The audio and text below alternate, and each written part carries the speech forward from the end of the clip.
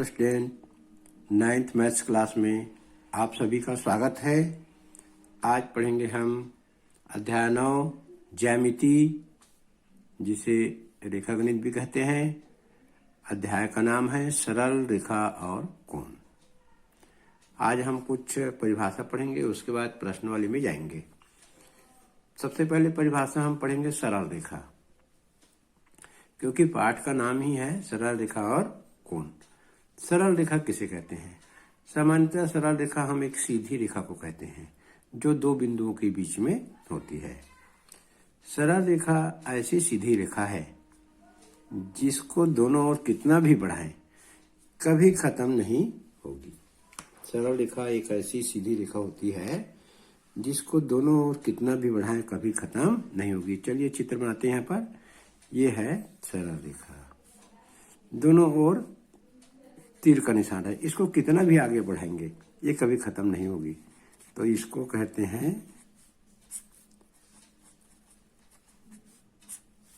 सरल रेखा। चलिए अब अध्याय का नाम में सरल रेखा के साथ कोण भी जुड़ा हुआ है, कोण भी बनाएंगे। अब कोण किसी बिंदु पर दो भुजाओं के बीच बनने वाले घुमाव या झुकाव को कोण कहते हैं। किसी बिंदु पर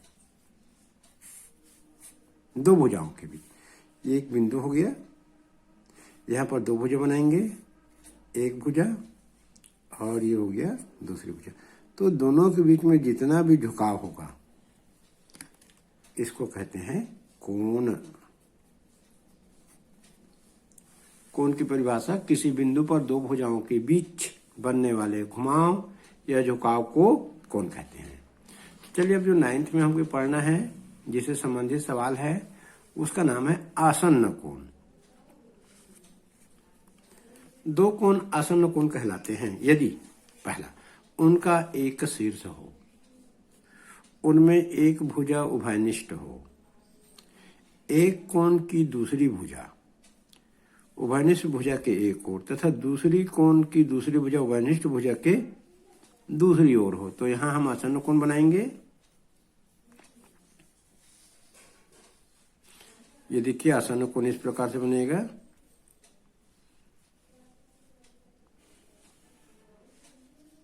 ये दो भुजा बना दिए, एक शीर्ष बना दिए, इसमें दो कोण रहेगा। यहां पर जो दोनों ओर कोण बना है उसको कहते हैं आसन्न कोण। ये और ये आपस में आसन्न कोण है। इसका नाम दे देते हैं ओ ए बी सी। तो ए ओ बी और ए ओ सी आसन्न कोण है। ए ओ बी कोण ए ओ बी मतलब ये वाला, ए ओ सी मतलब ये वाला, ये दोनों कोण आपस में आसन्न कोण है। इनमें एक शीर्ष है, एक उभयनिष्ठ भुजा है। उभयनिष्ठ भुजा के एक ओर के कोण के उभयनिष्ठ एक कोण की दूसरी भुजा उभयनिष्ठ भुजा के ऊपर एक भुजा इधर रहेगा, एक भुजा इधर रहेगा। यह है आसन्न कोण। चलिए आगे पढ़ते रेखीय युग्म। अब हम पढ़ेंगे रेखीय युग्म के कोण या रेखीय युग्म, खाली उसको रेखीय युग्म भी बोल देते हैं। दो आसन्न कोण रेखीय युग्म निर्मित करते हैं यदि उनकी उभयनिष्ठ भुजा के अतिरिक्त अन्य दो भुजाएं विपरीत किरणें हो। ये दो आसन्न कोण रेखीय युग्म निर्मित करते हैं यदि उनके उभयनिष्ठ भुजा के अतिरिक्त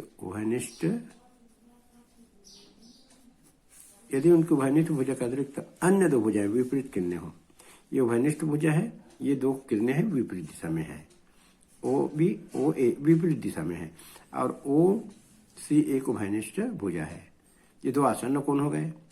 अब यदि ये दोनों रेखाएं एक सीधी रेखा में रहेंगी और इन दोनों का योग 180 होगा, यदि हमारा ये कोण ए ओ सी और बी ओ सी दोनों का योग यदि 180 अंश होता है तो ये दोनों कोण रेखीय युग्म कहलाएंगे।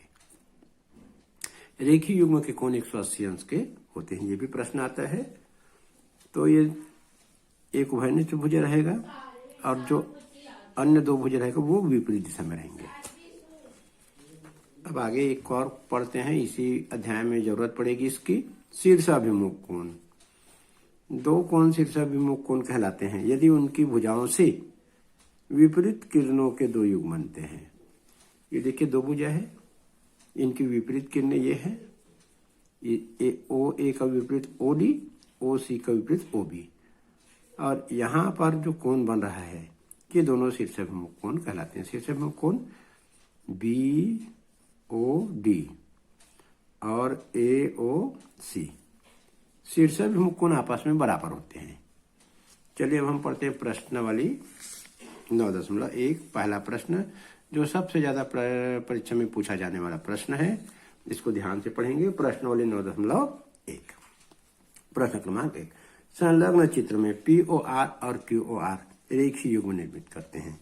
ये देखिए ये बात आ गई, रेखीय युग्म निर्मित करते हैं। हम लोग रेखीय युग्म जानते हैं, रेखीय युग्म का कोण 180 अंश का होता है। यदि x ऋण y बराबर 80 तो x और y के मान ज्ञात कीजिए। ये चित्र दिया हुआ है, देखिए ये O है, OP, OQ, OR। ये QOR का नाम x रखा है, POR का नाम y रखा है। ये रेखीय युग्म है, तो यदि हम इस दोनों को जोड़ेंगे तो 180 अंश बनेगा। और एक हमको पहले से दे चुका है कि x ऋण y बराबर 80, तो इसको हल करके हमको x और y के मान ज्ञात करना है। हल करेंगे अब पहले प्रश्न को। चित्र में देखते हैं कोण QOR व कोण POR रेखीय युग्म बनाते हैं। तो रेखीय युग्म के कोण 180 अंश के होते हैं। हम दोनों को जोड़ेंगे, QOR यहां लिखेंगे, QOR प्लस POR बराबर 180 अंश। QOR चित्र में x लिखा है और POR का मान y, दोनों को जोड़ेंगे तो 180 अंश। इसी प्रकार से दिया गया है प्रश्न में, दिया है, क्या दिया है, x ऋण y बराबर 80 अंश दिया है। यदि x प्लस y बराबर 180 को हमने समीकरण 1 मान लिए और जो x ऋण y बराबर 80 को हमने समीकरण 2 मान लिया, तो हम दोनों को जोड़ते हैं। जोड़ने पर देखेंगे यहाँ पर ये दोनों को जोड़ेंगे तो y प्लस है, यहाँ y माइनस, तो y कट जाएगा। तो यहाँ लिखेंगे जोड़ने पर, दोनों को जोड़ देंगे समीकरण 1 और 2 को, y कट जाएगा, x जुड़ जाएगा, तो ये हो जाएगा 2x। 180 और 80 को जोड़ेंगे तो ये हो जाएगा 260 अंश। 2x बराबर 260 अंश। अब यहाँ x का मान निकाल सकते हैं हम लोग। x बराबर 260 बटे 2, x बराबर 130 अंश। चित्र में x का मान आ गया 130। अब हम y का मान निकालना चाहते हैं कि प्रश्न में दिया x और y का मान ज्ञात कीजिए। समीकरण 1 से लिखेंगे, समीकरण 1 से x धन y बराबर 180। x का मान रख देंगे यहाँ पर 130, 130 धन y बराबर 180 अंश। हल करेंगे इसको तो y बराबर आ जाएगा 180 में से 130 को, ये 130 को इधर लाके घटा देंगे तो y बराबर आ जाता है 50 अंश। तो x का मान आ गया 130 और y का आ गया मान 50। तो x बराबर 130 अंश, y बराबर 50 अंश। ये हमारा आंसर आ गया पहले सवाल का। पेपर के लायक बहुत महत्वपूर्ण प्रश्न। अब हम पढ़ेंगे दूसरा प्रश्न।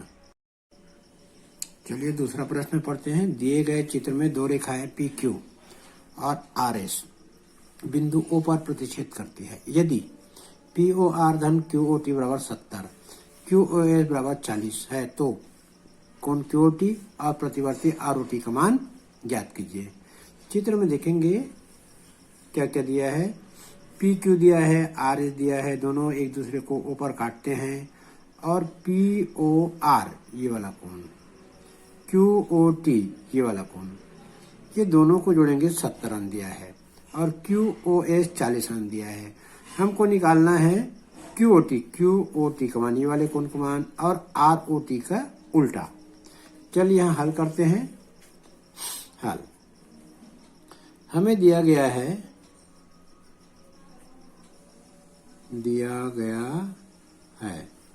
क्या दिया गया है? कोण QoS बराबर 40।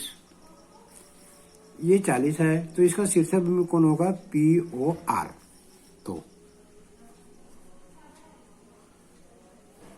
तो कोण POR का मान भी कितना हो जाएगा? 40।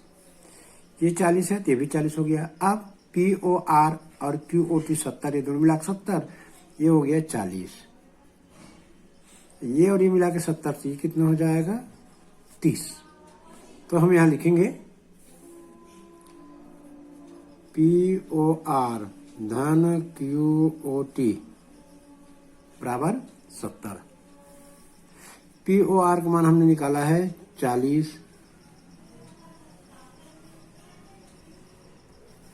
तो QOT का मान कितना हो जाएगा? QOT का मान हो जाएगा 30 अंश।